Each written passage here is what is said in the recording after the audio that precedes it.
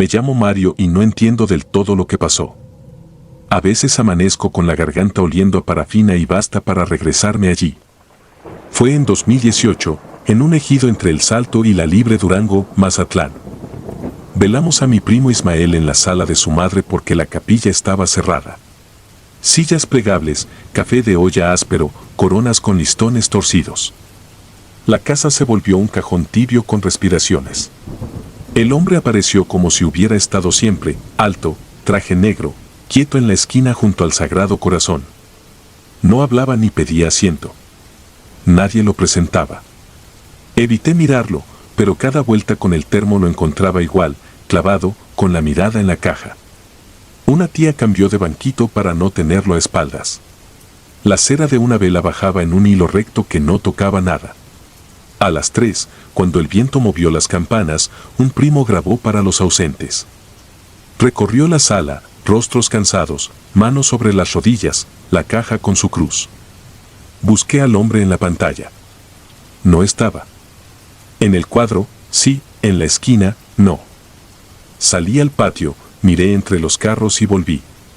Allí seguía, ocupando el espacio como una sombra que se niega a caer. No dije nada. Cambié el agua de los floreros, reemplacé velas. En algún momento el hombre dio un paso. No escuché suela ni bota. Fue como si la sala se encogiera 1 centímetro y él ajustara su sitio. La perra se metió al baño y no salió en toda la noche. Nadie parecía notarlo, pero la gente corría los vasos dejando libre la esquina donde él respiraba sin sonido.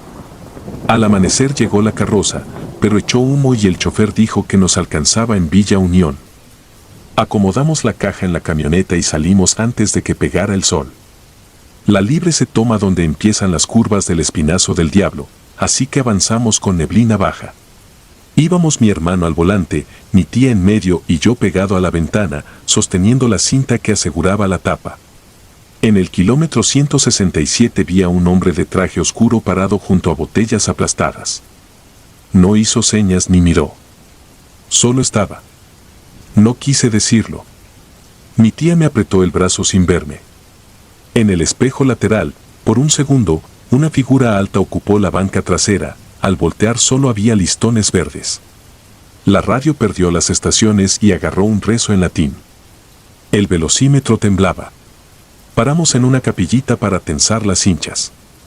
El olor a copal llegó limpio, sin humo. Una veladora encendida no tenía pabilo visible, la cera estaba líquida y la llama quieta, pegada al vidrio como si escuchara. En el piso de tierra muchas huellas, y atravesándolas una pisada más larga, sin dibujo de suela, una oquedad perfecta que no se desmoronaba. Nadie quiso ser el último en salir. La neblina se cerró en la bajada. Los pinos eran columnas y el asfalto respiraba húmedo. A la altura de un crucero con flores plásticas estaba el mismo hombre con la cabeza inclinada, como un poste viejo que sabe esperar. Mi hermano no habló. Yo conté los respiraderos de la tapa para no mirar la orilla. Cuando la niebla se rompió, el sol nos alcanzó. En el primer Oxxo compramos pan y hielo. Nos abrieron paso en silencio. El panteón de Villa Unión nos recibió con el zumbido de los transformadores.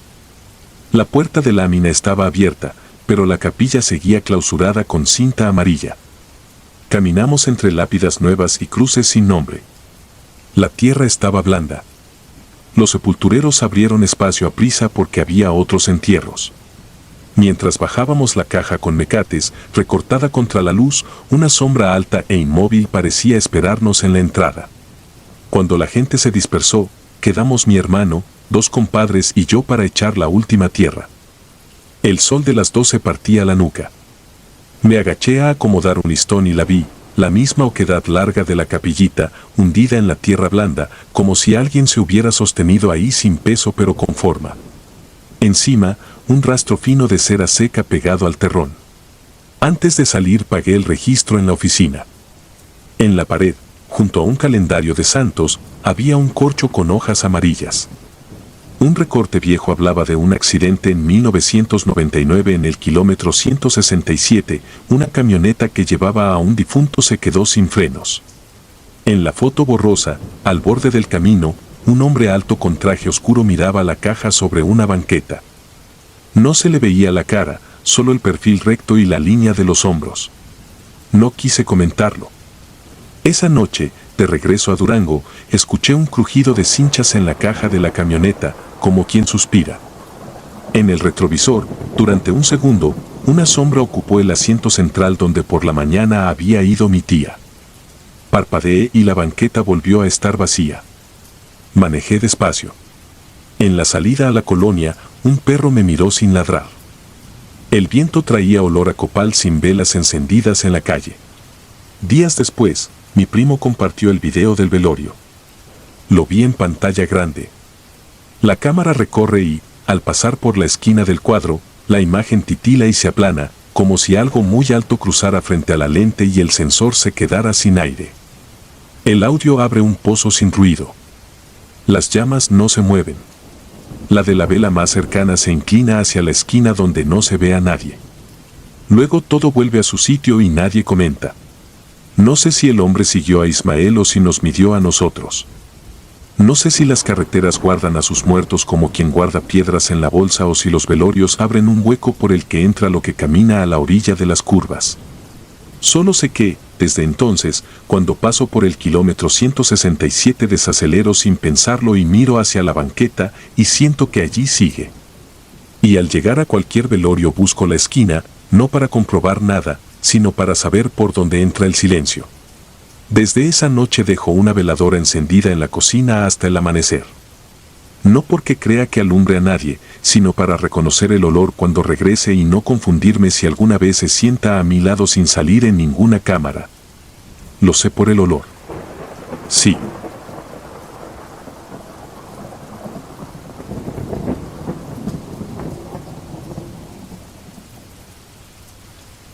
Febrero de 2003, todavía manejo con el olor a cera y café de olla pegado a la ropa. Trabajaba de chofer para una funeraria en Mazatlán y ese día me mandaron a Concordia, sierra arriba por la Libre a Durango.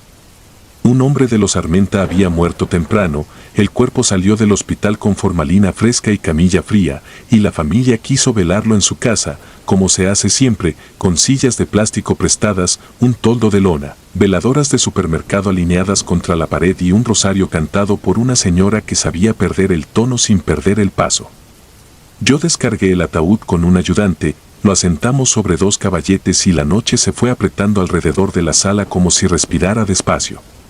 Afuera, sobre la calle de tierra, ya había un par de camionetas con placas empolvadas y una cruz vieja clavada en la esquina del solar. No era mi familia, no era mi historia, pero una vez que entras a un velorio mexicano y te quedas lo suficiente, la tristeza ajena se instala como un huésped silencioso. La cocina hervía azúcar y canela para sostener a los que se quejan que no tienen hambre, un caldo tibio corría de mano en mano, la gente se turnaba para rezar y murmurar las mismas anécdotas de siempre. Me tocó ver a una niña de vestido amarillo darse vueltas alrededor del féretro con una naturalidad que a cierta hora resulta ofensiva, no porque juegue, sino porque ignora que uno espera que el dolor se quede quieto. La niña se paraba frente a la caja con la barbilla al borde, como si oyera a alguien dentro, movía las manos, sonreía sin vergüenza y de vez en cuando soltaba una risa breve, limpia, de esas que se caen en el piso como canicas. Vi que su madre la jaló del brazo un par de veces, la acomodó junto a una pared y le puso un pan en las manos. Al rato volvió, sin escándalo, como vuelven los niños a los sitios donde alguien los llama por su nombre aunque nadie abra la boca. Las telas sobre el cuerpo estaban tensas. El vidrio de la capota filtraba una luz amarilla hecha de cera y cansancio. Yo suelo fijarme en el agua de las veladoras, porque algunas se apagan sin viento y otras alargan la llama cuando alguien pasa. Esa noche las mechas crecían cuando la niña se acercaba, y yo me dije que el calor del cuerpo vivo hace bailar el fuego, así de simple. Las arrugas del terciopelo hacían pequeñas olas, crujía la madera, golpeaban los rosarios contra las uñas, todo eso cabe en la normalidad de un velorio. Incluso el rumor de que a cierta hora el muerto pesa distinto y la tapa del ataúd encaja mejor que al principio. Nadie ve milagros, uno aprende a nombrar lo que pasa para que no pase nada más. A la 1 de la mañana, el rezandero dio por terminado el quinto misterio, algunos se recostaron en las sillas, otros se fueron a fumar. Los hijos del difunto me pidieron que a las 3 saliéramos para Copala, porque querían sepultar al amanecer. La niña, que no era de los Armenta según escuché, se plantó junto al portón y me miró con la seriedad con que miran los viejos, una gravedad que no cuadra con el vestido amarillo ni con el pan espolvoreado de azúcar. Me pareció que formó con los labios la palabra agua, y yo, por puro impulso, agarré una botella de la cocina y la puse junto a la caja, adentro de la carroza, como quien cumple una petición que nadie hizo. Cuando volví, la niña ya no estaba, o no la vi. En los velorios hay gente que aparece y desaparece aunque no haya fantasmas. Salimos a las 3 con el aire pegajoso de la costa pegándonos en la nuca. La libre a Durango se llena de sombras que conocen a los conductores, curvas que parecen haberse movido unos metros desde la última vez que uno pasó por ahí. En el asiento de al lado se me juntaban la chamarra, la libreta, el olor a copal que se mete a la ropa como si tuviera intención. Acomodé los seguros del ataúd, tensé las correas, estudié el dibujo de las luces al rebotar en la capota. Conduje con ese balanceo de camión medio cargado que obliga a escuchar el camino más que a mirarlo. Las cruces al borde, blanqueadas por el sol del día, regresaban la luz de mis faros como dientes. En el espejo retrovisor había una sombra estable, el bulto claro de la caja, el brillo suave del vidrio, una esquina del manto. Nada fuera de lugar. A los 30 minutos escuché un golpecito que parecía venir de dentro. Es un ruido conocido, suele ser el juego de la madera con la vibración de la carretera, el hielo debajo del ataúd acomodándose, una flor que se cae y rinde el tallo. Pero el golpe tenía un ritmo irregular, como si alguien intentara ubicar sus nudillos en un punto exacto. Aflojé el acelerador, dejé que el motor respirara, me juré que no iba a aferrarme a la idea equivocada. El sonido desapareció, volvió un minuto, se fue. Me concentré en el olor, porque los olores anclan, y el que traía la carroza era mezcla de colonia barata y limón, con ese fondo dulzón del barniz. No hay miedo que no ceda un poco cuando se nombra lo que huele. El tramo del espinazo del diablo tiene curvas que aprenden los frenos. Me agarró una neblina baja, de esas que salen de la barranca como si la sierra exhalara. Los reflectores laterales repetían en serie una luz cansada. Entonces sentí un hundimiento suave en el asiento del copiloto, una presión mínima, como si alguien liviano se hubiera sentado y soltado el aire. No miré. Los ojos tienen hambre y el mío aprendió a dietas. Mantuve las manos firmes, pegué el hombro izquierdo al respaldo, dejé que la carretera me dijera qué hacer. El hundimiento no se fue. Una risita, corta, crispada como cuando a un niño se le escapa el aire por la nariz porque algo le hace gracia, me rozó el oído derecho. No duró nada, apenas lo suficiente para que mi piel recordara dónde nace la nuca. A la altura de un crucero donde hay una cruz con listones descoloridos, me orillé. Apagué la música que no estaba puesta. Salí con la lámpara. La neblina hacía que el haz fuera una cuerda. Caminé alrededor de la carroza y toqué cada correa, revisé los ganchos, empujé con los dedos la tapa para sentir el encaje, todo sólido. La botella de agua seguía ahí, acunada contra la capota, con el plástico transpirando frío. Tenía dedos marcados en azúcar, 5 lunas pequeñas que dibujaban una mano demasiado chica para ser de los Armenta. Me obligué a pensar en la cocina, en las manos de cualquier niño que hubiera tocado la botella cuando yo no miraba. El campo te enseña que lo inexplicable es a veces la suma de simples despistes. Cuando quise volver a subir, vi en el espejo de la puerta del conductor un reflejo que no supe de dónde salió, la silueta de una niña sentada en el asiento, perfil chiquito, el vestido sin color. Abrí de golpe y no había nada. El asiento aún guardaba la hendidura como cuando descansas un costal. Cerré la puerta con cuidado. En los velorios uno aprende a no hacer ruido innecesario, incluso cuando nadie duerme. El camino al panteón de Copala se metió después entre casas dormidas. Llegué antes que la familia. Me estacioné junto a la barda de piedra, apagué el motor y dejé que el silencio midiera las cosas. Los panteones al amanecer son otra especie de cuarto, las lápidas hacen sombra de un verde pálido, los nombres parecen recién escritos. Abrí la caja para acomodar el manto que siempre se arruga con los frenazos. Dentro, Bajo el vidrio, la boca del difunto tenía esa mueca de paz impostada que dejan los músculos sin encargo. En la esquina del cristal, empañado por dentro, había un círculo perfectamente dibujado, como si alguien hubiese acercado la boca para dejar el aliento y luego reído lo necesario para empañar más. Pasé la yema y se borró de fuera, pero por dentro persistió hasta que la tapa volvió a ubicarse y la mañana le robó sentido. La familia llegó al rato, cargamos en silencio, entramos por la reja que chilla a propósito, hicimos el trazo habitual entre tumbas viejas y tierra que cede. No faltó quien dijera que la caja pesaba diferente, ese comentario ritual que recorre los enterros como si hiciera parte del trabajo. A mí me dio por mirar si alguna niña de vestido amarillo venía con ellos. No vi ninguna. Nadie pidió agua.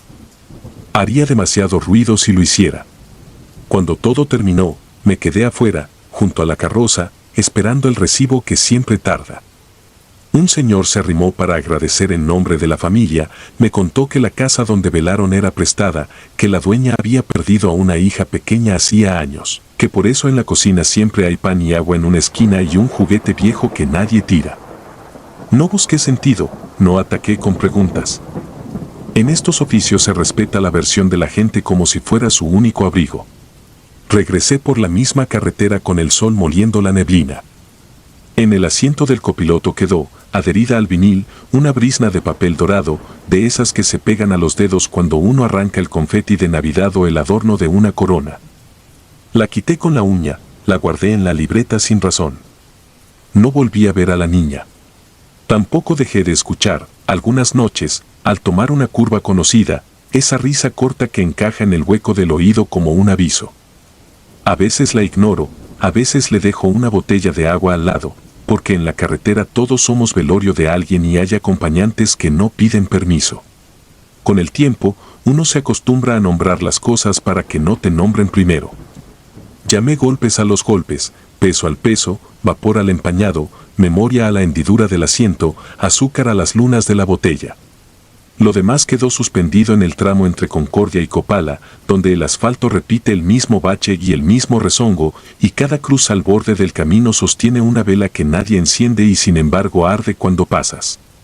Yo sigo manejando, con cera y café en la ropa, y en el retrovisor a veces se dibuja la línea clara del vidrio y un círculo que no alcanzo a limpiar por dentro. No sé si se ríen de mí o conmigo. Solo sé que en esa risa hay luto y que el luto en la carretera aprende a viajar despierto.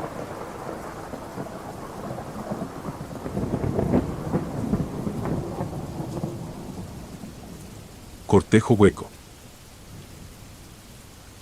Tenía 24 años cuando me tocó cargar a mi tío por la carretera libre rumbo al Panteón. Fue en 2012, en la Sierra Baja de Sinaloa, donde las brechas se pegan a la cinta asfáltica como cicatriz mal cerrada. El velorio fue en casa, de los de antes, patio de tierra apisonada, café de olla, veladoras en latas recortadas, rezos que iban y venían con el rumor de los grillos. El cuerpo llegó al anochecer, vestido con el traje negro que usó en la boda de su hija. Afuera, los perros rondaban sin ladrar. Dentro olía a cera caliente, a flores que ya se estaban cansando, a sudor y a diésel que se quedó en la ropa de los que llegaron en camionetas. Lo velamos hasta pasada la medianoche. Cuando por fin levantamos el ataúd para llevarlo al panteón, sentí que pesaba menos de lo que debía. No fue imaginación. El hombro donde cayó mi esquina no se apagó, estaba fresco, ligero, casi cómodo. Por costumbre me preparé para el tirón en la espalda, para el ardor en los brazos. No llegó. Los otros se miraron sin decir nada. Detrás, un viejo del pueblo, de esos que saben horas de camino por el color del cielo, masticaba tabaco y observaba con ojos de alguien que ya había visto esa escena antes. No dijo mucho. Solo cruzó los dedos con una rapidez vieja y miró la puerta como si esperara a alguien más. La carroza prometida nunca entró. En la curva antes del ejido se quedó sin frenos, eso nos dijeron por celular. Había que caminar. La brecha al panteón pegaba con la carretera por un par de kilómetros y luego cortaba monte entre mezquites y cardones. Salimos en procesión, 20 personas, quizá menos, la mayoría con lámparas de mano. La noche estaba limpia, sin luna, y a ratos el viento parecía cortar el ruido del asfalto en la distancia. Íbamos por la cuneta, bordeando los reflectores que marcan las orillas. Cada cruz blanca clavada a la orilla de la libre parecía encenderse con la luz de nuestras lámparas y apagarse al pasar, como si nos contara los muertos ajenos uno por uno. El ataúd siguió liviano. Cambiamos de hombro en la primera curva y nadie se quejó. Yo sentí los dedos firmes en las asas, la madera fría y bien barnizada. A cada paso, el equilibrio era perfecto, como si nos ayudaran desde dentro a cargar, empujando de abajo hacia arriba, quitando peso en silencio. Empecé a escuchar un quinto paso, acompasado con el nuestro, que raspaba la grava a un lado, tan cerca que si extendía la mano habría rozado el abrigo de alguien. No quise voltear. No por miedo, sino por ese respeto triste que acompaña a los velorios y obliga a no preguntar de más. En el kilómetro 142, donde la libre hace un quiebre y sube un poco, el viento se fue de golpe. No se calmó, desapareció. Los árboles quedaron inmóviles, la cera de las veladoras que llevaban dos señoras en frascos de vidrio dejó de bailar. Fue como entrar a un cuarto cerrado aunque estuviéramos en campo abierto. El viejo que venía atrás se aclaró la garganta y dijo, apenas, que no nos paráramos ahí. Nadie contestó. Aceleramos el paso como si el suelo nos empujara. El ataúd siguió obediente, más ligero todavía, tanto que en un tramo sentí que mis manos sostenían algo hueco.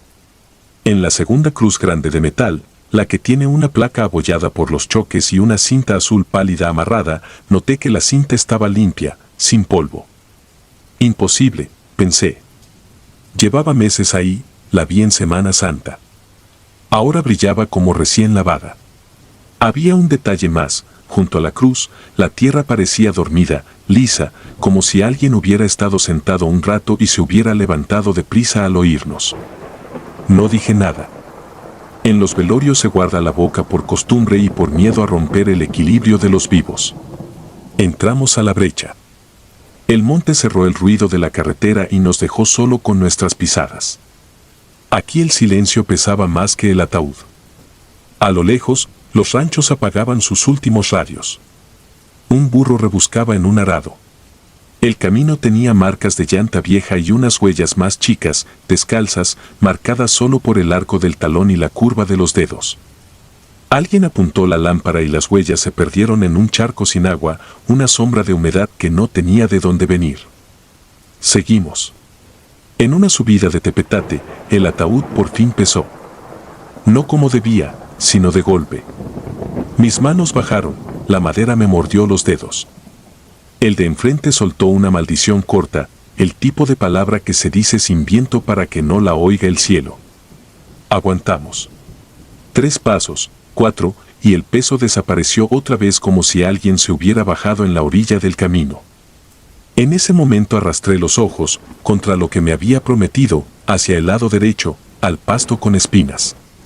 No vi a nadie, solo un costal roído pegado a un alambre y un lazo colgando de una rama baja que se movía en un vaivén ligero que no compartía el resto de los árboles.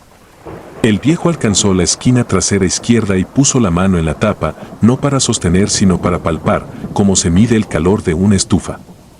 Sus labios se movieron sin voz. Seguimos. Al acercarnos al panteón, el aire volvió. A lo lejos, las cruces altas pintadas de blanco, la reja oxidada, la capilla pequeña con su nicho a la Virgen, el suelo lleno de flores secas y botellas plásticas de agua. La puerta resistió un poco, luego se dio con un rechinido largo que hizo a 2 rezagados santiguarse.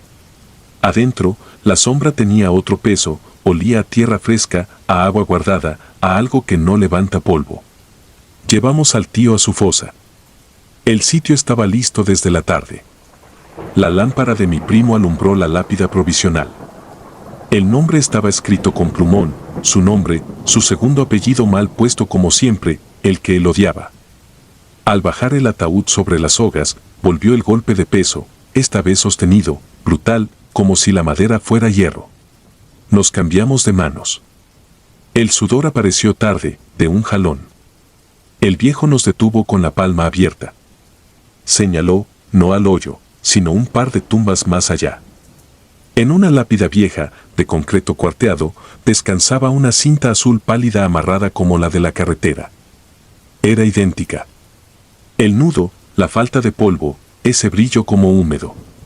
El viento, a capricho, movió solo esa cinta. No hubo discursos. Tuvimos que abrir un instante para un último reconocimiento, formalidad por la firma de la madrugada siguiente. Lo hice yo porque nadie quiso y porque el juez del registro civil no perdona comedias. Aflojé los tornillos con la llave que nos dejaron, levanté la tapa unos centímetros, justo lo necesario. El aire de adentro salió frío, con una calma que ponía los pelos de punta. Vi la cara de mi tío, quien había sido carpintero y tenía las manos siempre manchadas de barniz. Estaba bien vestido, peinado como nunca. Pero en el borde del cuello de su saco, pegada como un beso torcido, vi una hebra azul pálida, como la cinta. Más abajo, sobre la camisa, había una huella de polvo fino con forma de dedos infantiles, apenas marcados, como si unas manos pequeñas se hubieran apoyado un segundo y luego se hubieran arrepentido. Cerré. Nadie preguntó qué vi. Bajamos con cuidado. El peso no volvió a jugar con nosotros. Las sogas rechinaron, la tierra cayó con el sonido áspero de todas las noches que se terminan. Encendimos 2 velas en el nicho. El viejo puso una tercera frente a la tumba del concreto cuarteado, la de la cinta azul, y murmuró lo único que le escuché claro en toda la noche, que las procesiones son como los camiones de redilas, siempre se sube uno que no es del grupo. Regresamos por la brecha en silencio. La carretera estaba vacía y el viento había vuelto a tener dirección. Al pasar otra vez frente a la cruz de la curva, ya no brillaba la cinta. Parecía la misma de siempre, deslavada, con polvo hasta en el nudo. Pero la tierra a su lado mostraba un par de marcas nuevas que no eran de bota. Eran de pies chicos, descalzos, clavados con fuerza, como quien toma vuelo. Nadie dijo nada. El viejo caminó a mi lado con la misma calma de siempre. En casa, el patio seguía oliendo a café y a cera gastada. Las sillas de plástico se habían hundido un poco en la tierra. A esa hora la gente dice que amanece, pero todavía faltaba. Me senté lejos de las veladoras y apoyé el hombro derecho, el que llevó la esquina del ataúd casi todo el camino. Tenía una sensación de hueco helado, un frío clavado que no se quitó con la chamarra. Cerré los ojos y escuché otra vez el quinto paso raspando la grava, muy cerca, marcando el ritmo de nuestra marcha. Desde entonces cada vez que manejo de noche por esa libre y paso por la curva del kilómetro 142 bajo el volumen de la radio, apago un segundo la luz alta y dejo que el motor baje de revoluciones. No es por respeto ni por miedo a que alguien se me atraviese. Es por costumbre. Uno siempre deja lugar a los que se suben sin avisar, sobre todo si caminan ligerito y conocen mejor que tú la ruta de regreso.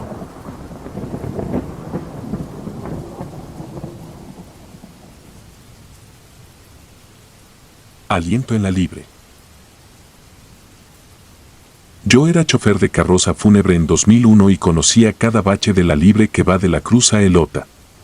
Aquella noche me tocó llevar a don Severiano al rancho velado primero en la capillita y enterrado al amanecer.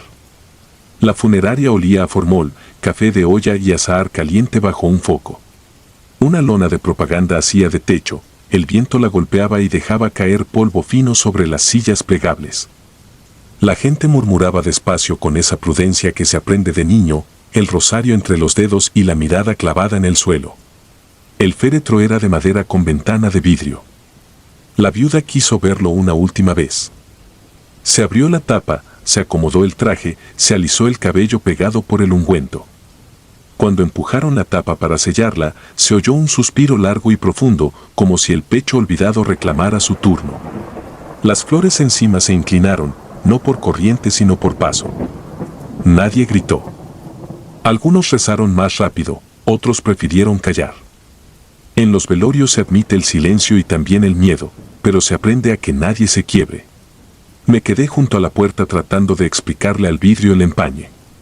Pensé en el barniz, en el aire atrapado, en la diferencia de temperaturas. El café seguía hirviendo en una olla tachonada y alguien arrimó pan dulce en una charola. Afuera los niños perseguían escarabajos atraídos por la luz. En el patio, 2 hombres movían coronas para hacer sitio. El rezandero cantó los misterios con una voz baja que parecía salir del piso. Al terminar, la viuda sintió sin hablar, ya era hora de llevarlo. Acomodé la caja con cinchos, puse las coronas a los lados y aseguré la portezuela. El asiento del copiloto tenía una arruga reciente, como de alguien que se acaba de levantar. Encendí, la radio pescó una estación con estática. Tomé la libre porque a la familia no le alcanzaba para la cuota. Los postes del kilómetro pasaban lentos, numerados con pintura blanca. En el espejo, las coronas rozaban la ventana con un vaivén obstinado, como si respiraran con la ruta. Nadie iba conmigo, y sin embargo notaba el hueco tenue que deja quien ocupa un asiento y luego se guarda el aire. Hacia los cañaverales, una capa de bruma se acostó sobre el asfalto. Conocía ese tramo y bajé la velocidad. En la orilla apareció una capillita con veladoras encendidas y vidrio tiznado por el humo. Un ramillete de plástico golpeaba el filo de la lámina con un golpeteo seco y regular. El aire cambió de olor, dejó el formol y tomó gasolina vieja y flor barata. Al pasar, la bruma se metió por la rejilla de la carrocería y escuché de nuevo un aliento largo, como si alguien probara el tamaño de la caja desde adentro. Adelante vi gente por la orilla. Al principio creí que eran jornaleros que volvían del riego nocturno. A medida que me acerqué noté que no llevaban lámparas ni celulares encendidos. Caminaban sin hablar, todos a la misma altura de los brazos, como sosteniendo algo que no se veía. No quise detenerme. Reduje a segunda, los rebasé con prudencia y seguí. En el retrovisor se quedaron cortados por la bruma, una hilera sin cabeza de la que no pude apartar la vista hasta que la carretera dobló y ya no estuvieron. Llegué al rancho a las 3:10. La capilla del ejido estaba abierta, un foco desnudo, 2 bancas largas, un santo con pintura levantada. Bajamos la caja sobre caballetes y la gente fue llegando sin ruido, como si lo supieran desde antes. No hubo música. Solo un rumor de gallinas y el motor de una moto que partió lejos. Mientras acomodaban las coronas, la ventana del féretro volvió a empañarse por dentro. La viuda apoyó la mano sobre el vidrio y respiró hondo. Nadie quiso abrir. El rezandero retomó su canturreo y el amanecer empezó a desteñir las sombras. Amaneció con gallos y nos fuimos al panteón por un camino de polvo fino que se pega a los zapatos. El hueco esperaba con tabiques húmedos y cuerdas listas. Cuando bajaron la caja, salió de la fosa un soplo tibio que movió la tierra del borde. No vino de arriba, sino de abajo, como si la barranca respirara desde antes. Algunos dieron medio paso atrás, nadie corrió. Se tapó con calma. Yo eché al hoyo una flor de azahar que se me había pegado a la camisa desde la capillita de carretera. El rezandero dijo la última oración con voz cansada y nos despedimos sin abrazos. Regresé por la libre con la carroza vacía. El sol ya calentaba los toldos de los puestos cerrados y las chicharras deshilaban el aire. Pasé de nuevo por la capilla del vidrio tiznado. Las velas seguían prendidas a destiempo. Miré el espejo y noté que algo había cambiado en mi costumbre, el cinturón del copiloto estaba abrochado sin manos. No me detuve. En el primer tope de un poblado cercano se escuchó un resuello idéntico al de la madrugada, pero distinto en algo apenas notorio, como si hubiera mudado de pecho. Me quedé quieto, manos en el volante, hasta que el camino volvió a abrirse. Desde entonces duermo con la radio encendida. Dicen que los suspiros en las cajas son aire atrapado o truco de barniz. Yo aprendí otra cosa en esa ruta, el aliento se pega a las cosas como el polvo y viaja si no encuentra dónde quedarse. No sé si aquel último aire era de don Severiano. En algún punto entre la cruz y el Ota, cerca de una capillita que tizna el vidrio con su propio humo, algo buscó taxi y encontró mi carroza abierta y el asiento ya tibio. Desde esa noche, cuando paso por ahí, el cinturón se tensa solo y el espejo se empaña como si alguien practicara a mi lado. Nunca volví a trabajar para esa familia. Meses después supe que otro chofer escuchó lo mismo en el mismo tramo. En los caminos desolados los pueblos respiran por sus muertos. Lo hacen por las rendijas de las capillas, por las tejas cuarteadas, por las grietas del asfalto. Uno aprende a manejar con eso encima, a llevar un peso que no figura en la boleta y a pedir permiso antes de cada curva. Mi carroza ya no huele a formol, huele a metal tibio y a flores que no están. Cuando el viento cambia y entra por la rejilla, el asiento del copiloto hunde su tela y yo reduzco sin pensar, como quien afloja el paso para no pisar una sombra.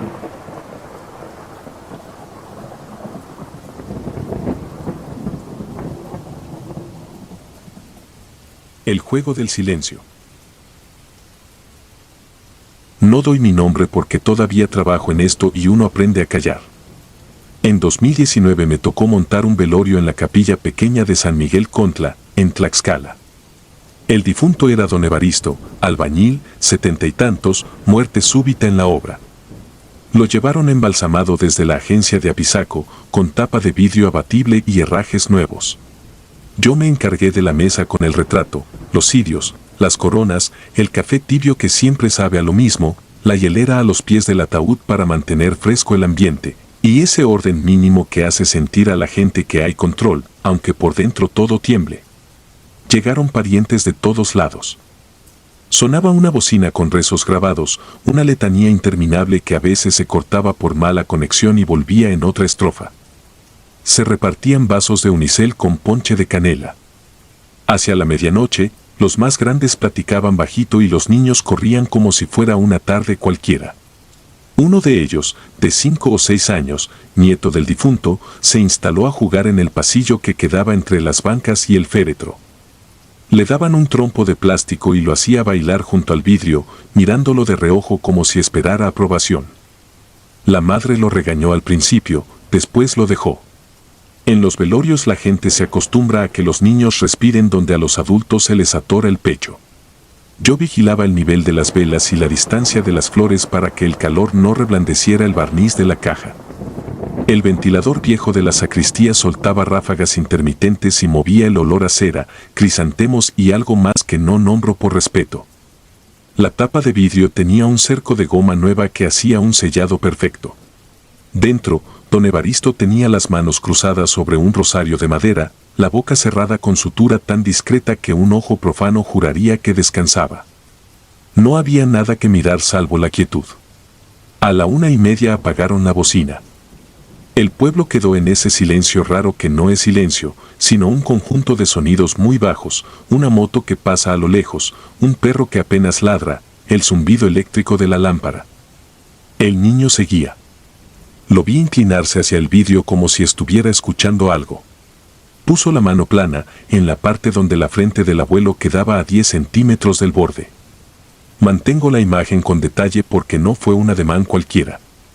Apoyó la palma, se rió sin ruido y retiró los dedos como si hubiera sentido corriente. La madre no lo estaba viendo. Yo sí. En los velorios uno se explica las cosas rápido para no pensar. La madera cruje por los cambios de temperatura. El vidrio suda por la diferencia entre el aire del salón y el frío que se acumula dentro. Una chispa de veladora estalla y te parece una señal. La cera gotea con figuras que la gente interpreta. Nada más que física y superstición atravesadas. Me repetí eso con disciplina cuando escuché los 3 golpecitos. No eran fuertes. Tampoco eran del trompo. Ni del niño. 3 golpes secos como con nudillos, espaciados, desde el lado de la caja que da a la pared. Fui con calma, revisé que la base metálica estuviera bien asentada en el piso, que la tapa estuviera cerrada, que ningún familiar hubiera rozado el armazón. Todo en orden. Le di un respiro al pensamiento y volví a mi silla. El niño pactó un juego con el silencio. Comenzó a contar en voz muy baja, sin cantaleta infantil, como si imitara el modo en que los adultos cuentan dinero. No repetiré esos números porque me acuerdo demasiado.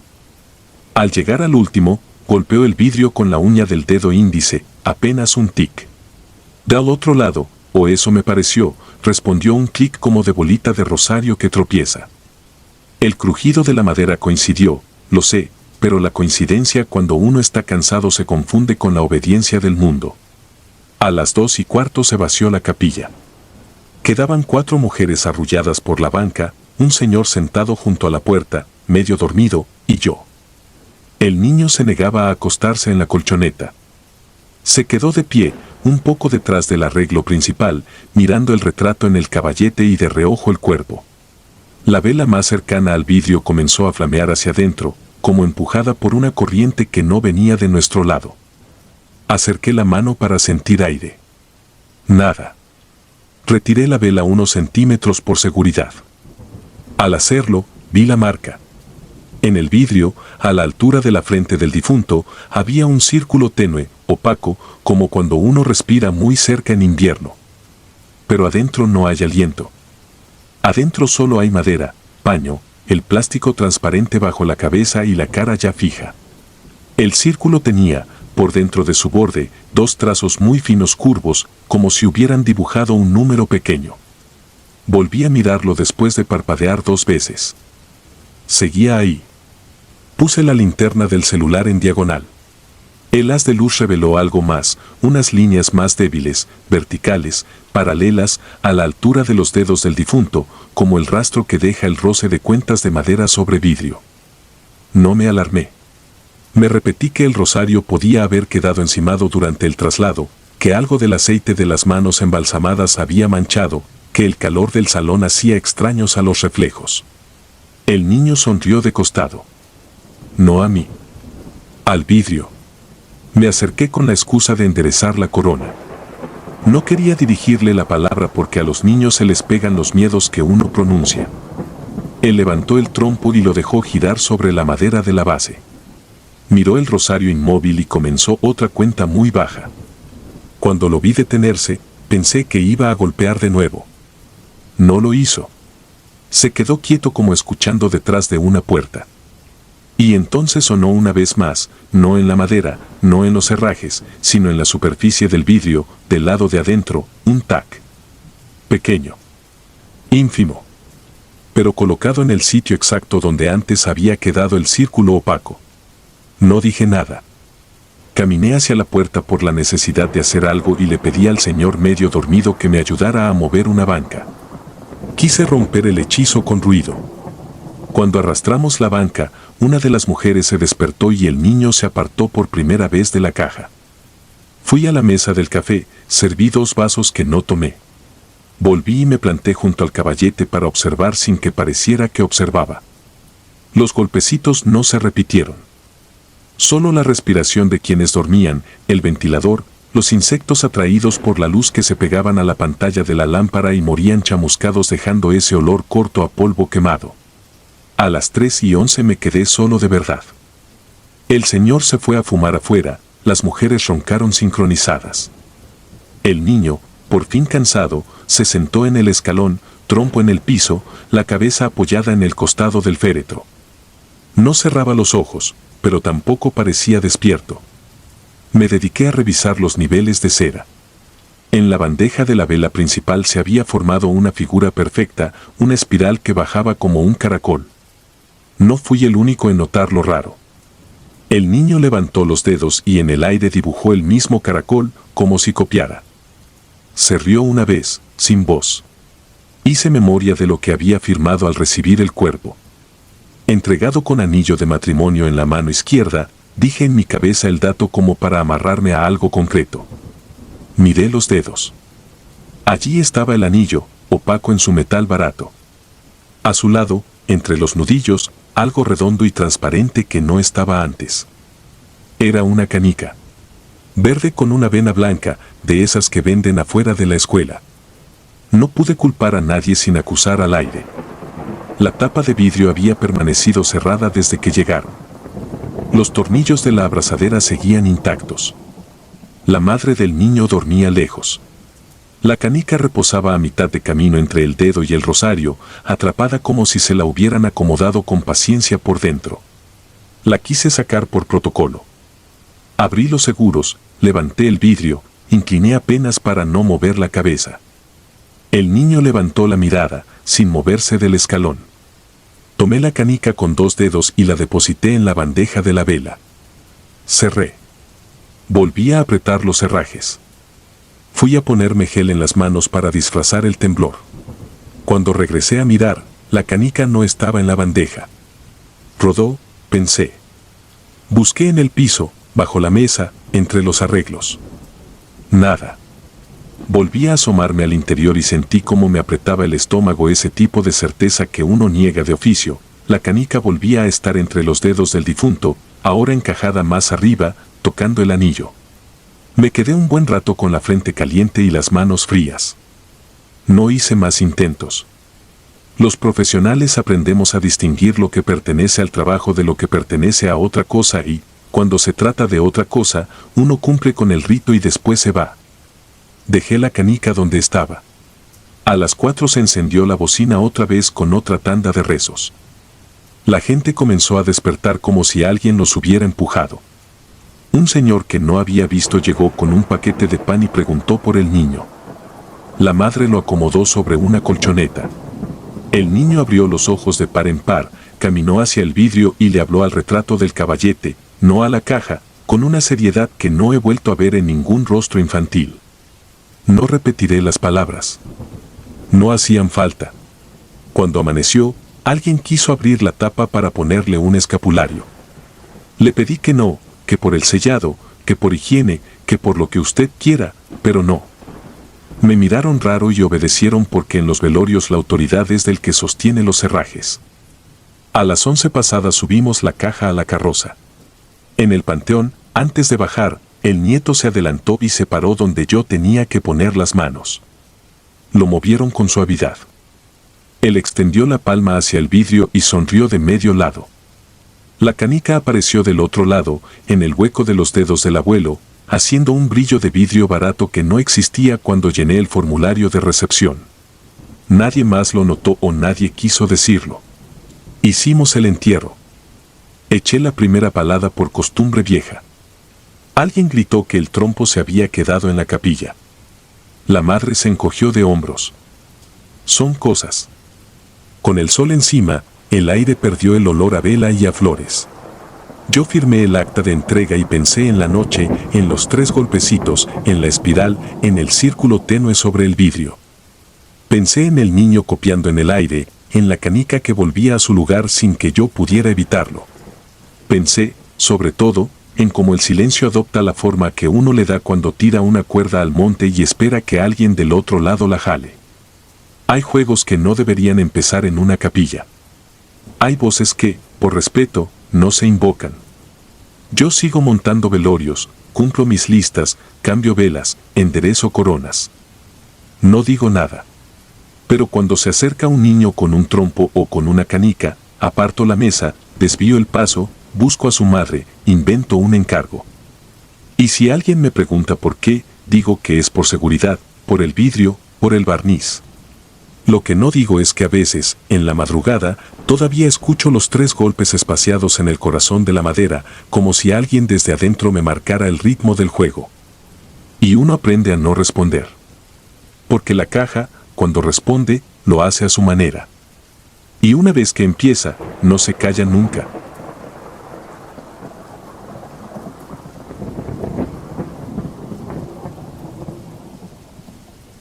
Nombre prestado. Nací a la paternidad un viernes de agosto de 2011 y ese mismo día, a la misma hora según el acta, murió mi tío Hilario. Yo estaba en el pasillo del Hospital General de Mazatlán, con las manos aún oliendo a gel y a metal, cuando sonó el teléfono. Alcancé a escuchar se nos fue y el nombre de mi madre detrás del llanto. Sentí que el pasillo se inclinó como una plancha de barco y que la luz blanca me cortaba la vista. Me apoyé en la pared, resbalé y me fui. Cuando abrí los ojos, tenía una venda húmeda en la frente y un enfermero me pedía que respirara lento. Detrás del vidrio, mi hijo se movía como un pez recién puesto en pecera. Lo vi abrir y cerrar el puño, diminuto, y pensé en la vida abriéndose al mismo tiempo que otra se cerraba con cerrojo. Hilario había sido un hombre duro. En la familia corrían historias de peleas, de deudas, de noches sin regreso. Pero también, en los últimos años, hubo aniversarios sobrios, manos extendidas, perdones dichos a medias con café y pan dulce. Se reconcilió con sus hijos, pidió disculpas a su exesposa en una sala pobre con cortinas estampadas, cargó nietos sin temblar, y cuando el cáncer, ese animal silencioso, le mordió el hígado y los huesos, no peleó por más tiempo, peleó por despedirse bien.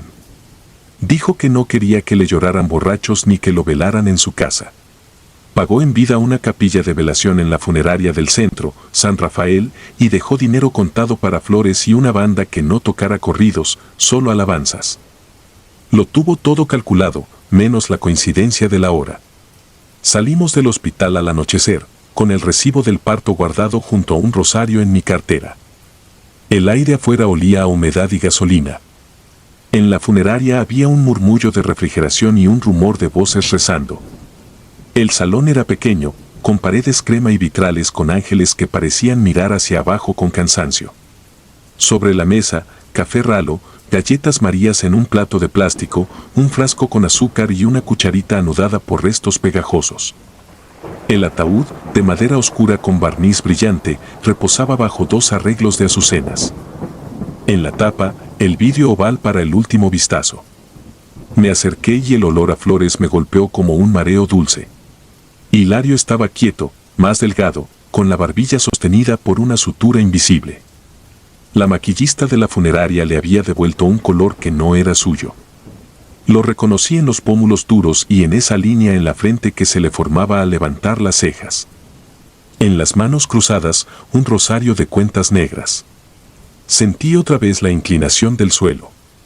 La voz de alguien se volvió lejana. Di 2 pasos hacia atrás y un zumbido blanco me cubrió. Caí sentado en la banca, en medio del murmullo de rezos. Mi madre me abanicó con un misal, mi esposa me puso sal en la lengua. El encargado de la sala bajó el aire acondicionado. Alguien preguntó si había cenado. Yo solo veía la boca del vidrio empañarse brevemente con el cambio de temperatura y despejarse de nuevo. A la medianoche empezaron los misterios del rosario. Las cuentas pasaban de mano en mano, y al final de cada decena alguien suspiraba como si estuviera cargando peso. Afuera, en el pasillo, el reloj de pared se detuvo a las 12:17. Nadie lo notó hasta horas después, pero cuando lo vi más tarde, supe que también a esa hora había nacido mi hijo, según la pulsera que me entregó la enfermera. 2 horas se doblaron una dentro de la otra como si fueran el mismo papel. Cerca de las 3 de la mañana, el sueño me ganó. Me acomodé en una silla de plástico al fondo, junto a la puerta lateral que daba a un pasillo con cuadros de santos. El canto suave de una mujer vieja iba y venía, y de pronto se cortó. Me quedé escuchando solo el respirar de los refrigeradores y un golpecito rítmico que no supe de dónde salía, quizá una gota en el lavabo. La luz fría se volvió más blanca, como filtrada por agua. Parpadeé y estaba de pie en medio de la sala, sin recordar haberme levantado. Las bancas estaban vacías. El café, a medio vaso, humeaba todavía como si alguien acabara de servirlo. Las azucenas desprendían un olor tan denso que parecía tener forma. Las puertas estaban cerradas y, sin embargo, no me sentí encerrado. Era una soledad limpia, sin eco. Me aproximé al ataúd. El vidrio oval tenía un halo de vaho en el borde interior, una corona tenue. No hacía frío ni calor, pero el aire era pesado. Apoyé los dedos en el cristal. Estaba tibio. Me pareció imposible, pensé en una falla del aire acondicionado. Entonces vi mi reflejo torcido y detrás de mi reflejo vi que, donde debía estar la frente inmóvil de Hilario, había oscuridad. Un tramo de sombra. Me incliné un poco para ver mejor. No había nadie dentro. No era que el ataúd estuviera vacío, era que lo que contenía no quería ser visto desde ese ángulo. Sentí una punzada en las sienes, un latido. Entonces, sin necesidad de voltearme, supe que alguien estaba de pie a mi espalda, tan cerca que podía sentir la huella del aire movido. No di un paso. No respiré. No recé. Hubo un contacto leve en mi nuca, como la presencia de un peso sin tocar. El olor cambió y se mezcló el desinfectante con un perfume de los años 90 que yo recordaba en fiestas de rancho. Una voz habló tan cerca que la sentí en la piel más que en el oído. Dijo una palabra sola, como si probara su tamaño en mi lengua: Serafín. Después, con un hilo más claro: ponle Serafín. Lo dijo sin ruego ni imposición, como quien deja un objeto en una mesa y se va. Algo rozó mi frente. Un beso frío, sin saliva, como la sombra de un contacto. No fue afecto. Fue cierre. La luz vibró. El golpeteo del lavabo se volvió un goteo grueso. Giré por fin. Vi a Hilario como lo recordaba de joven, con el cabello peinado hacia atrás y los ojos negros, pero blandos, sin brillo.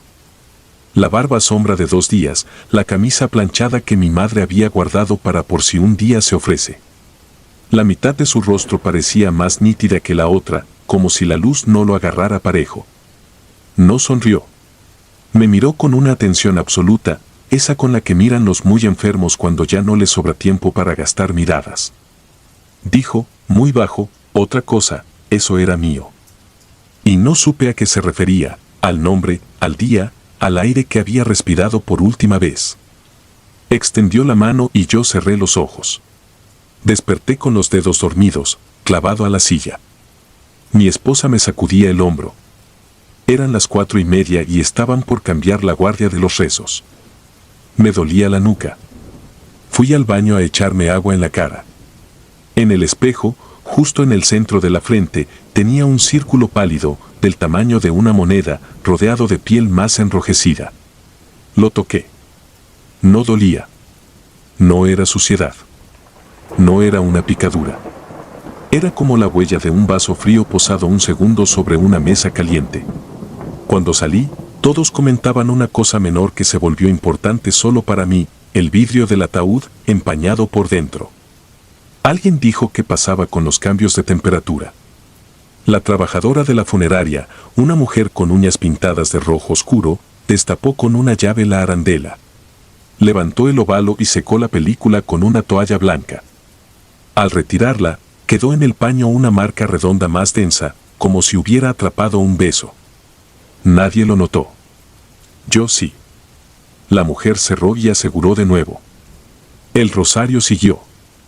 Las cuentas sonaban como piedritas golpeadas dentro de una lata. A las 9 de la mañana llegó el padre con su voz clara y una broma que no hizo reír a nadie. Bendijo el cuerpo, roció agua que resbaló en gotas parejas por el barniz. Mientras rociaba, el agua se juntó en una esquina del vidrio y formó una S. La vi aparecer y deshacerse en segundos. Me quedé inmóvil.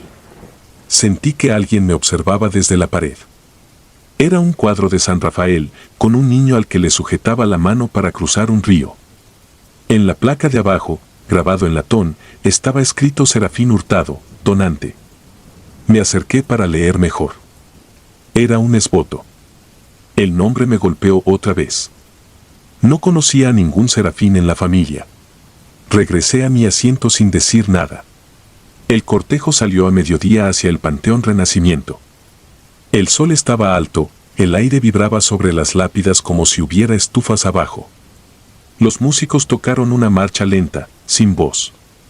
En la fosa, la tierra estaba húmeda por una lluvia nocturna que nadie recordó. Cuando bajaron el ataúd, una corriente de aire caliente subió desde la boca de la tumba y me pegó en la cara. Por un segundo, calentó el círculo frío de mi frente y sentí que el cuerpo me pedía un bostezo que no llegó. El enterrador sujetó las cuerdas, sudando. Alguien gritó presente. Alguien lanzó un puño de tierra que sonó como si golpeara un tambor tapado. Mi madre lloró sin movimiento del cuerpo, solo con la cara. Mi esposa me apretó la mano. Abajo, el cajón quedó fijo, negro, recién barnizado, pequeño de repente. Esa noche, en la casa, el bebé durmió con ruidos cortos, como si masticara aire. A la 1:17, el monitor emitió un pitido que no supimos explicar. Lo encontramos con la boca abierta, respirando, pero con la cara hacia la esquina donde habíamos colgado una foto de nuestra boda. En el cristal de la foto, el círculo de mi frente se reflejaba como una luna pequeña. Lo cargué y, sin planearlo, lo arrullé con una melodía vieja que me escuché a mí mismo cantando de niño. Mientras lo mecíamos, mi madre tocó la puerta. Traía en la mano una caja de zapatos. Dentro, fotos. En una, de 1979, apareció una mujer joven sosteniendo a un bebé envuelto en una cobija azul. Detrás, con letra cuidada, decía, para que la Virgencita te cuide, Serafín. Miré el rostro de la mujer. Era mi abuela. El bebé, dicen, no pasó de los 6 meses. Nunca nos lo contaron. Hilario era el mayor. En otra foto, más reciente, mi tío cargaba a un niño flaco frente a una troca. En la parte de atrás, con tinta corrida, el mismo nombre. Nadie supo explicar por qué se repitió. Nadie quiso. Las historias viejas se vuelven piedras que solo estorban si las mueves. No dije nada de la voz en la sala de velación. No dije nada del beso en la frente. Solo llevé el dedo al círculo pálido y pensé en el eso era mío. Comprendí que mi tío había vivido con un hombre que no le tocó y que, al morir, buscó quien lo sostuviera para que no se apagara del todo. No pensé en maldiciones ni en arrastres. Pensé en una cuerda que alguien no quiere soltar en la oscuridad. Pero esa cuerda, si se tensa demasiado, ahorca. Al tercer día fuimos al panteón. Llevé una pulsera de hospital con el nombre de mi hijo escrito a lápiz, solo el primer nombre que le pusimos por el acta, el planeado, el de siempre. La otra parte, la que no estaba en los papeles, la iba a dejar donde sentí que debía. Caminé hasta la lápida aún fresca, con las flores vencidas, y puse la pulsera en una grieta mínima del cemento húmedo. Dejé también una azucena. No recé. Le hablé por dentro, con esa voz que uno se inventa para hablar con los muertos y que suena igual a pensar. Le dije que lo cuidara, pero que no lo llamara. Le dije que si el nombre pesaba mucho, lo soltara. Que no todo lo que se hereda se usa. Un viento caliente se metió por la manga de mi camisa y me subió hasta el cuello. Sentí el círculo enfriarse otro poco, como si se fuera borrando. Esa madrugada soñé con la sala de velación vacía. No estaba el ataúd ni los arreglos ni el café. Solo el reloj detenido en 12:17. Caminé hasta él. Lo tomé y soplé el polvo del marco. Volvió a andar con un tic que parecía provenir de adentro del pecho. Abrí los ojos y en la cuna, mi hijo respiraba profundo, parejo, sin saltos. La casa estaba en silencio. No había moscas, no había rezos, no había olor a flores. El círculo en mi frente se había vuelto apenas una sombra. No le pusimos serafín en el acta. Lo guardé como se guarda un objeto frágil que no conviene tener a la mano. Pero cuando me quedo a solas con él, cuando le hablo en voz baja y le cuento las cosas que no sabrá hasta que sea grande, a veces le digo ese nombre como si fuese un nudo marino que impide que la cuerda se suelte por completo. No lo uso para llamarlo, lo uso para cerrarle el paso a lo que se quedó a medias. Y, sin embargo, en los días de calor, cuando el aire no corre y las paredes sudan, hay instantes en los que siento el beso frío reposar sobre mi frente otra vez y escucho, mezclado con el zumbido de los ventiladores, el roce del rosario en las manos de alguien que ya no necesita contar cuentas para saber que el tiempo, a veces, se dobla. Nunca he vuelto a desmayarme. No he visto sombras en los marcos de las puertas ni he encontrado letras en el agua. Pero cada vez que paso frente a la funeraria y veo a través del vidrio a las familias con sus termos de café, pienso en la sala vacía, en el reloj detenido, en el beso que no era cariño sino traspaso. Y pienso que hay nombres que son como llaves encontradas en la calle, brillan, pesan, prometen abrir algo, pero no sabes si la puerta que abren es tuya. Algunos se quedan calientes en la mano mucho tiempo. Otros, como el que me dejaron esa noche, se enfrían sobre la piel y tardan años en irse del todo. Mientras tanto, uno aprende a vivir con el metal frío tatuado en el centro de la frente, invisible para los demás, imposible de olvidar para uno mismo.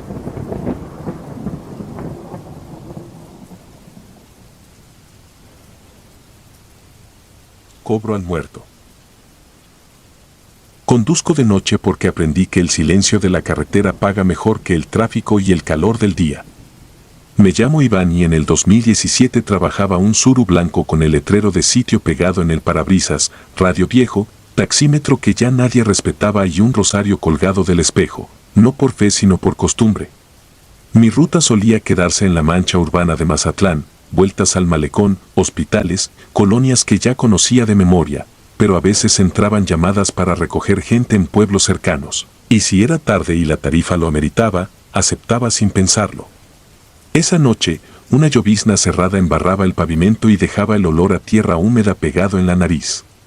Me llamaron del sitio pasadas las 11, que si podía arrimarme a El Quelite, a una casa donde estaban velando a un señor, que un familiar necesitaba llegar a un rancho por la libre rumbo a la Noria. Dije que sí, porque el operador susurró la cifra como quien te enseña un billete doblado sin que nadie más lo vea. Arranqué. En el camino, la señal del radio se hacía harinita y la música de banda se mezclaba con la estática. El limpiaparabrisas dejaba una franja limpia que enseguida se manchaba otra vez. Vi las cruces blancas a la orilla de la carretera, algunas con flores frescas, otras con listones descoloridos que la lluvia pegaba a la madera. Al llegar al pueblo, la casa del velorio era imposible de no ver, sillas de plástico en la calle, una carpa de lona, café sirviéndose en vasos de unicel, pan en charolas, murmullos que subían y bajaban como el mar. Un foco desnudo inundaba la puerta con luz amarilla. Apagué luces, dejé el motor encendido para que no se empañaran los vidrios y me bajé a preguntar por el viaje. En la entrada, una mujer con suéter oscuro, manos húmedas de tanto sostener vasitos de café, me dijo sin verme que esperara un momento. Me quedé junto al poste, sintiendo el calor de una olla que hervía en la cocina y el olor a cera consumiéndose. Entonces lo vi. Era un hombre delgado, traje algo grande, camisa blanca demasiado limpia para lo que se usa en el campo, cabello peinado hacia atrás, ojos hundidos como si llevara varias noches de desvelo. Salió de la sala donde estaba el ataúd, caminó con paso firme entre las sillas y cuando pasó frente a mí noté que no traía paraguas y, sin embargo, la llovizna parecía bordearlo, como si el agua lo evitara. Se detuvo a un lado del taxi, miró el tablero como quien revisa a un animal antes de subirse y sin preguntar abrió la puerta trasera. ¿Hasta dónde, patrón? Alcancé a decir, ya con la mano en la palanca. A Rancho La Mole, contestó en voz baja, por la libre. Yo le voy diciendo. Su forma de hablar me hizo pensar en los mayores que conocí de niño, pausas largas, palabras escogidas, una cortesía severa. Arrancamos. El pueblo quedó atrás con sus luces quietas y en el retrovisor vi, por un instante, el resplandor del ataúd abierto como una línea blanca en medio de la sala. El pasajero se acomodó del lado derecho. No olía a perfume, tampoco a sudor. Olía a algo que no supe nombrar, una mezcla de flor de cempasúchil y ropa guardada mucho tiempo. Apenas cruzamos el puente, habló otra vez. Me pidió que tomara una desviación de terracería. Dije que en lluvia se pone resbaloso. Respondió que conocía el camino y que no faltaba mucho. El taxímetro ni lo prendí, ya íbamos de palabra. La tierra mojada hacía sonar las llantas con un ruido como de respiración lenta. A los lados, los mezquites dibujaban sombras que parecían moverse cuando pasaba el faro. El radio se quedó en silencio, solo el golpecito del agua en el techo y el rumor del motor sosteniendo la marcha. Tengo la costumbre de hacer plática para medir a la gente, ver si están borrachos, si traen prisa, si traen pleito. Aquella vez casi no dijo nada. Le pregunté si en el Amole vivía su familia. Contestó que sí, que su padre había muerto allí y que allí debía amanecer él también, donde el cerro se abre como boca y deja entrar el aire del sur. Me pareció un comentario extraño, pero en los velorios la gente dice cosas raras. Dijo que lo esperaban, que él mismo había prometido volver apenas terminara de cumplir con la visita. No precisó a qué visita se refería. Hablaba como si estuviera cumpliendo una deuda. Había momentos en que la niebla se sentaba a ras del suelo y el faro apenas recortaba 1 metro. Entonces él se inclinaba un poco hacia adelante y me indicaba con el dedo el siguiente giro, como si conociera la maleza por su sombra.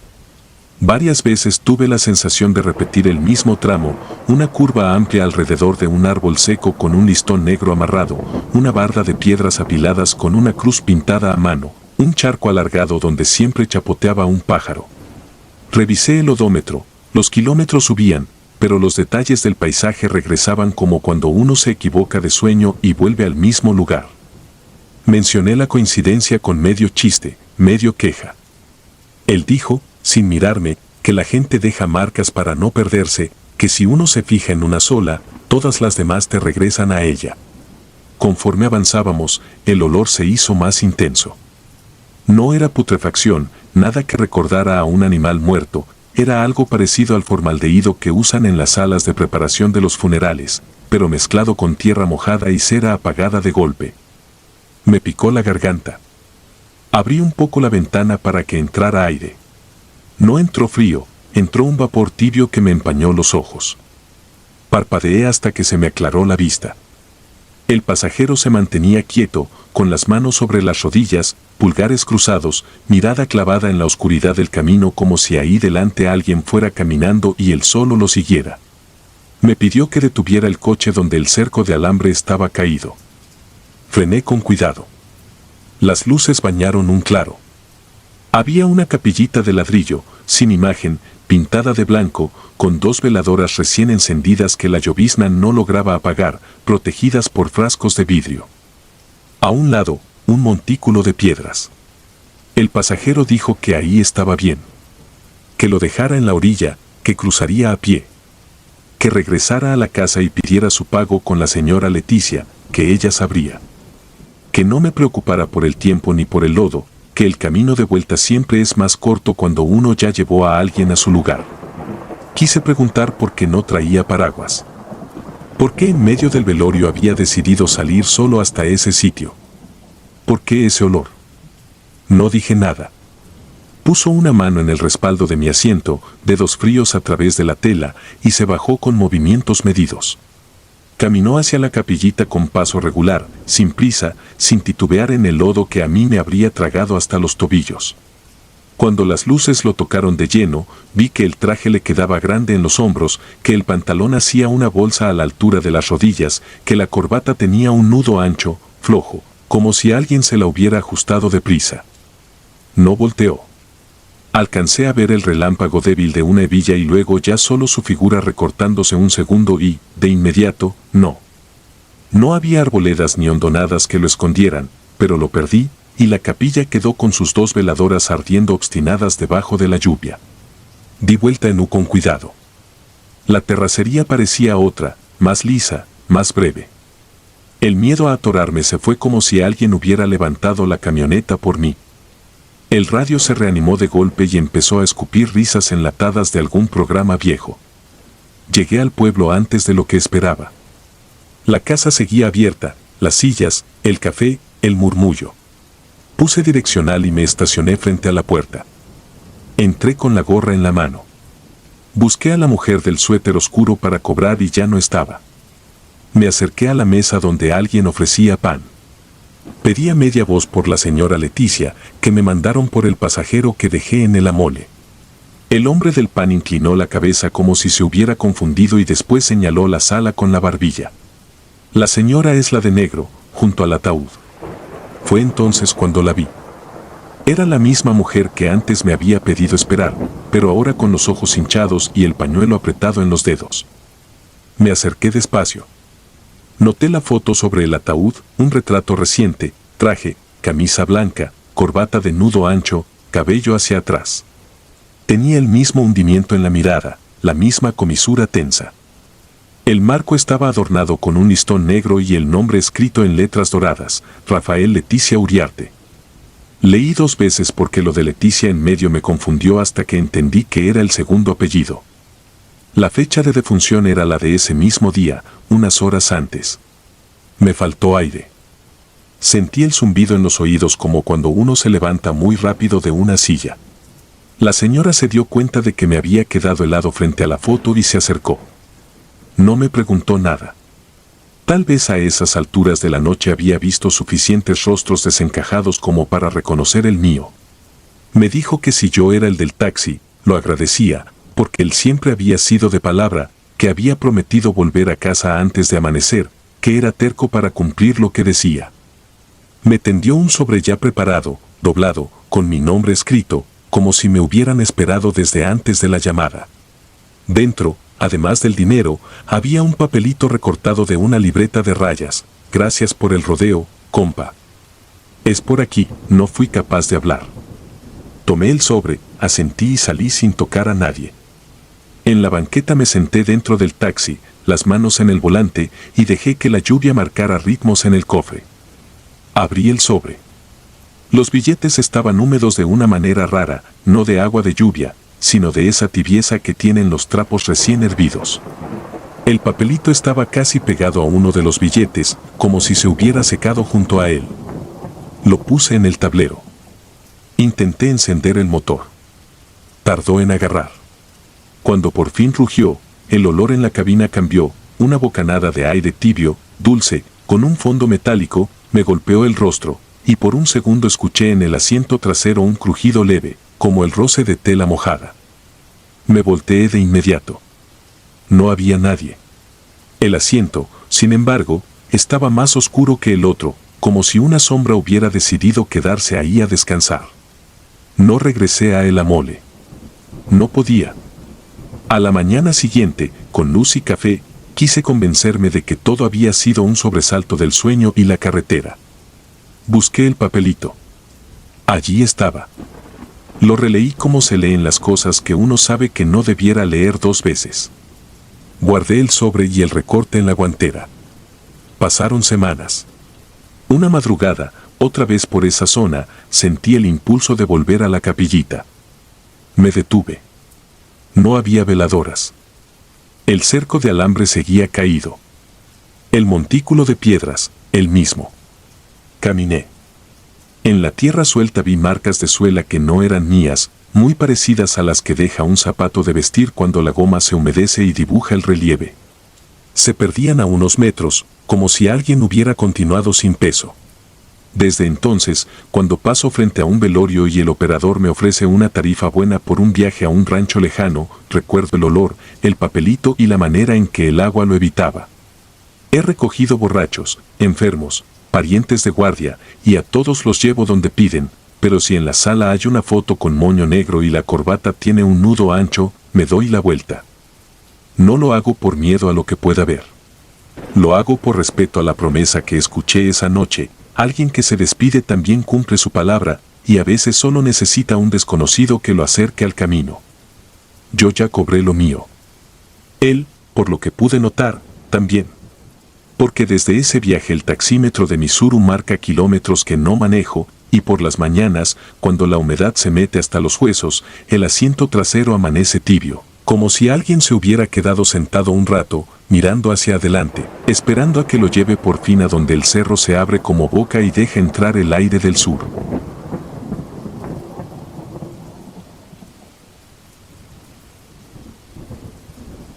El de adentro.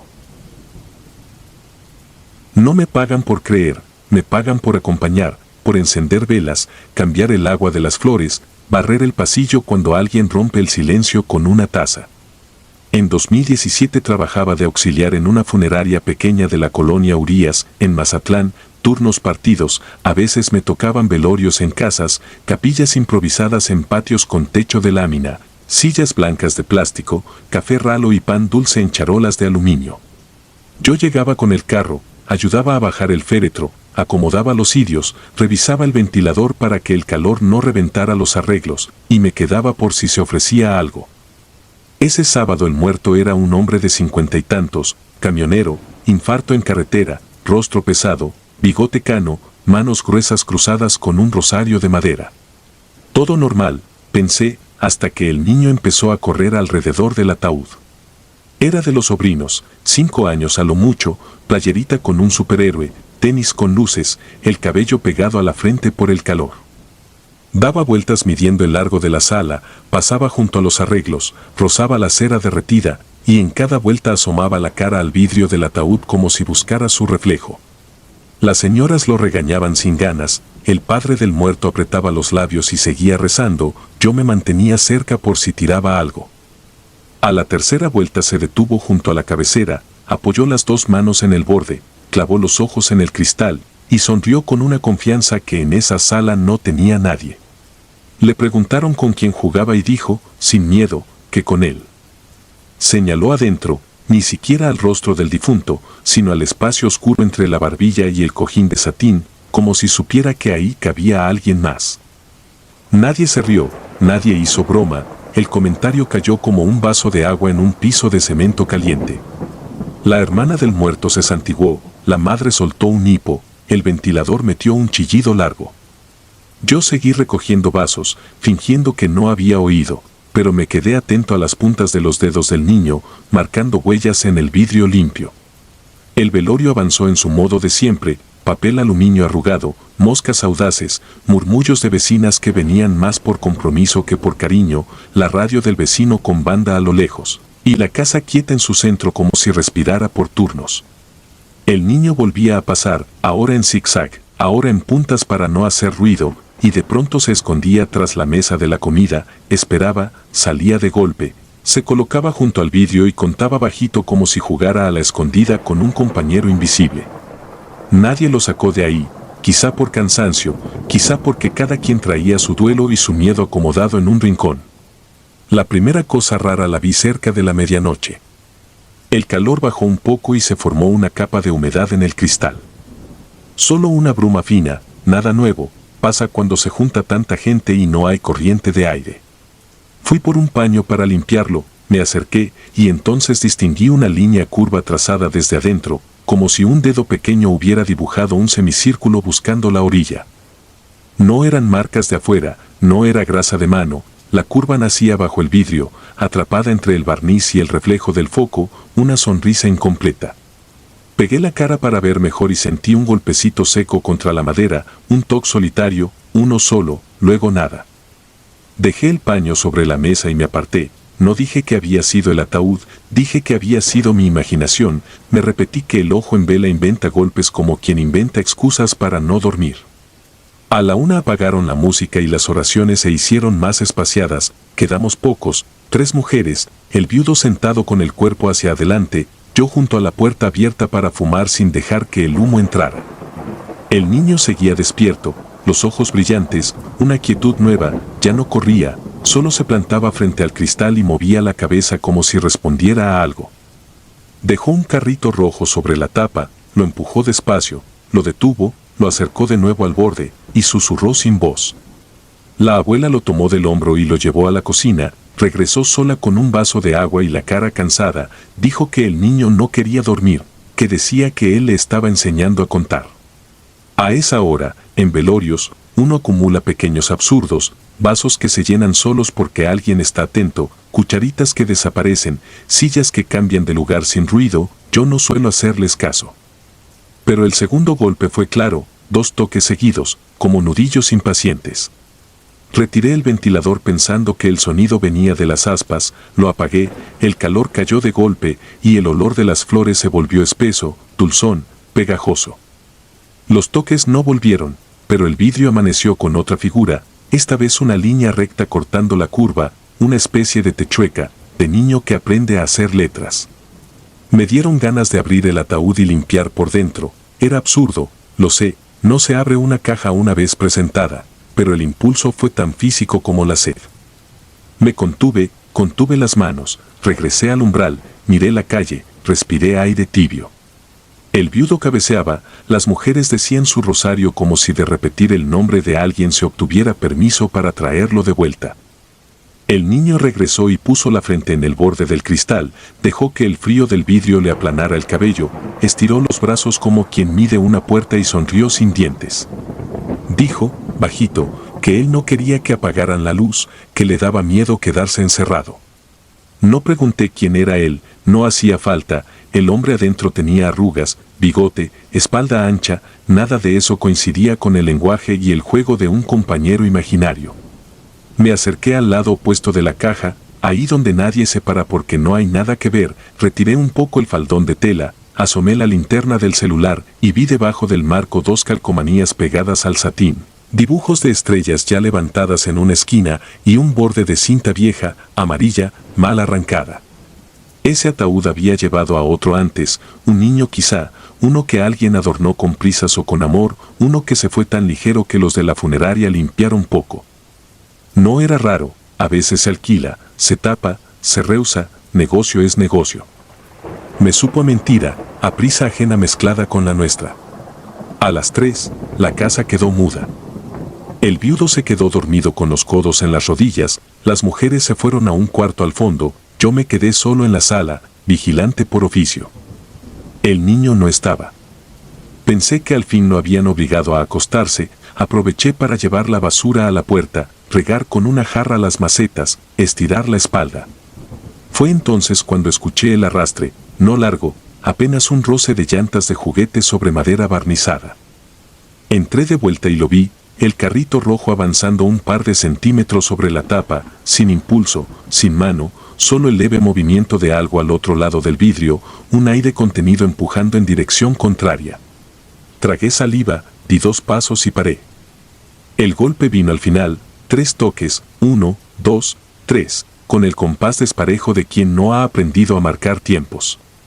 No abrí la caja. No por falta de valor, sino por respeto mutilado, no se abre y ya, me repetí, aunque adentro alguien reclame, aunque afuera un niño sonríe a nadie. Me puse detrás de la cabecera, apoyé la palma sobre la madera, contuve el impulso de retirarla, la dejé ahí como quien calma a un enfermo y le promete algo que no puede cumplir. Dije en voz baja que ya casi iba a amanecer, que nadie se iba a quedar solo. No esperaba respuesta, y sin embargo la madera devolvió un calor muy leve, no tanto como para pensar en piel, si lo suficiente para entender que la noche no estaba cerrada del todo. El niño apareció a las 4, arrastrando una cobija, los ojos abiertos de más, la cara sin sueño. Se sentó en el piso, junto al ataúd, y apoyó la mejilla contra la madera con la naturalidad de quien se arrima a un perro. Dijo que él ya sabía contar hasta 10, que a las 3 a veces se equivoca, que mejor lo esperáramos a que saliera el sol. No dijo más. Se quedó así, quieto, escuchando algo que yo no podía oír, respirando al ritmo de una voz ajena. Me acerqué con un vaso de agua, se lo ofrecí, no lo tomó. Miré sus manos y estaban manchadas con un polvillo dorado, virutas mínimas de barniz, como si hubiera tocado algo por dentro o se hubiera rascado contra la madera nueva y vieja al mismo tiempo.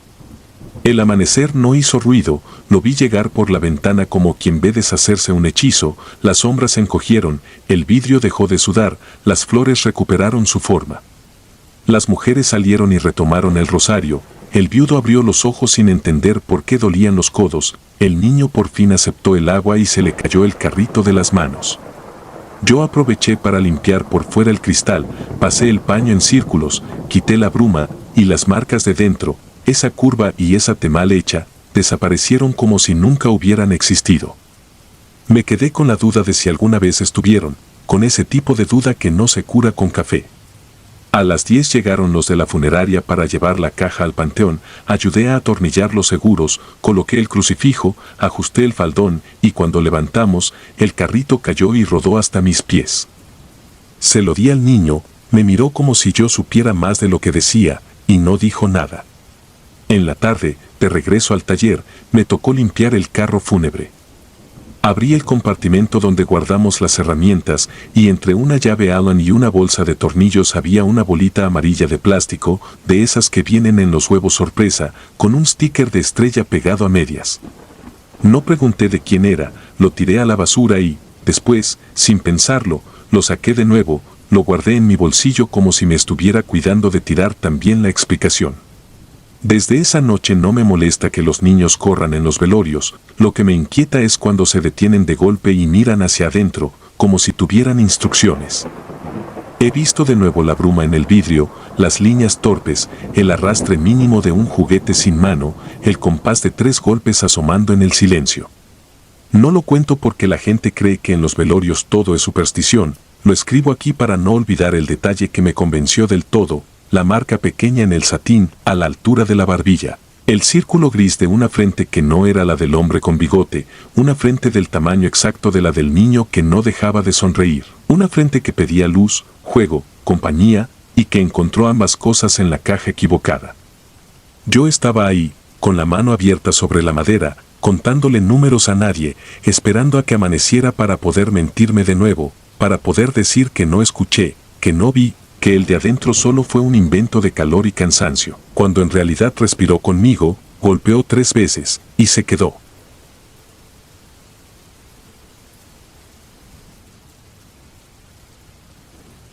Ojos en la puerta. No diré mi nombre. En 2013 trabajaba de auxiliar nocturno en una funeraria pequeña a las afueras de Jalapa. Era el que abría la capilla, preparaba café de olla y vigilaba los cuerpos cuando todos se iban a dormir. Esa noche trajeron a una niña de 9 años, Andrea. La sacaron del agua de una presa al atardecer. Llegó con el cabello rígido de lodo seco y un vestido escolar que olía a cloro y monte. La madre, con los dedos morados de apretar el rosario, me pidió algo simple, que por favor no se le volvieran a abrir los ojos. Hice lo que se hace cuando la familia no quiere suturas visibles. Usé algodón muy fino, una capa mínima de gel de colodión en los párpados, masaje para acomodar el globo ocular que se había desplazado por el edema, un toque de base para neutralizar el tono verdoso. Revisé la mordida, coloqué algodones en las comisuras. El rostro quedó tranquilo. Cerré el ataúd de vidrio, dejé la capilla fría, encendí 4 velas nuevas y abrí la puerta lateral para que la gente entrara con coronas. El primer rezo pasó sin incidentes. La luz de la calle entraba verdosa por un anuncio de farmacia y volvía todo de un color enfermizo. Entre las flores había un silencio que pesaba. El reloj de plástico que teníamos al fondo se paró a las 11:48, un detalle que entonces no me importó. Yo me movía con discreción, agregando agua a los floreros, recogiendo vasos de unicel, rellenando la cafetera. La madre se quedó en la primera banca, los ojos clavados en el ataúd. A medianoche fui a revisar, más por rutina que por sospecha. El adhesivo aún debía estar bien. Pero cuando me acerqué, vi que Andrea me miraba. No era un mirar vivo, pero tampoco era el vacío. Los párpados, que yo había sellado, estaban abiertos lo suficiente para dejar ver el brillo de las córneas. Y no miraban al techo ni al crucifijo, miraban a la puerta. Volví a cerrar con cuidado, presionando el borde del párpado. Podía culpar a la humedad, a la mala adherencia en piel infantil, a la gravedad cuando la cabeza se ladea apenas. Cambié el ángulo del cuello, puse una almohadilla de trazo occipital. Quedó bien. Yo mismo me calmé con la explicación, en ahogamiento siempre hay filtraciones, siempre todo resbala. A la 1:15 comenzó el rosario largo. Los hombres se salieron a fumar, las tías murmuraron recuerdos. Afuera ladraron perros, de esos que pasan toda la noche en los tejados. Las velas lloraron cera más de lo normal, dejando ríos gruesos sobre el vidrio. La madre empezó a cabecear. La abuela roncó sentada. En la capilla solo quedó el zumbido del refrigerador de bebidas y el cristal empañado del ataúd. Esa fue la segunda vez. Me acerqué con un trapo para limpiar el vaho y vi 2 óvalos limpios a la altura de los ojos, como si alguien hubiera respirado desde dentro. Me quedé quieto. El vidrio no estaba templado por dentro, la capilla entera estaba fría. Limpié. Tras el paño, otra vez la misma mirada, ahora más franca, insistente, clavada en la puerta lateral, la que da al pasillo que usamos los empleados. Empecé a trabajar con las manos por inercia.